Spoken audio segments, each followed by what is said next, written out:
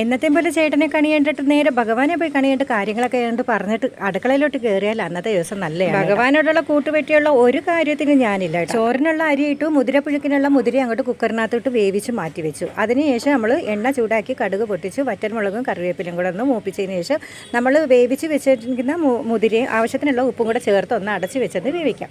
പിന്നെ അതിനുശേഷം തേങ്ങ ഇടാം. തേങ്ങയുടെ കൂടെ ഞാൻ കുരുമുളക്, ജീരകം, പിന്നെ നമ്മുടെ വെളുത്തുള്ളിയും കൂടെ ചതച്ചതും കൂടി ഇട്ട് എല്ലാം കൂടി ഇട്ട് നല്ല അടിപൊളി മുതിരപ്പുഴുക്ക് എടുക്കാം.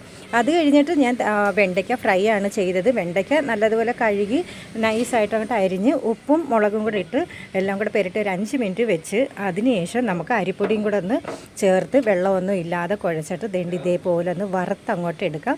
നല്ല അടിപൊളി ഫ്രൈ ആണ്. നമുക്ക് പപ്പടം ഒന്നും വേണ്ട, വെണ്ടയ്ക്ക ഫ്രൈ ആണ്, നല്ല സൂപ്പർ. ഇനി നമുക്ക് ഗൗരിയുടെ ലഞ്ച് ബോക്സ് നിറയ്ക്കാം. അപ്പോൾ ഇന്ന് കുത്തരി ചോറല്ല, ഇന്ന് ബീറ്റ് റൈസാണ്. പിന്നെ ജാതിക്കകത്തോടിട്ടു.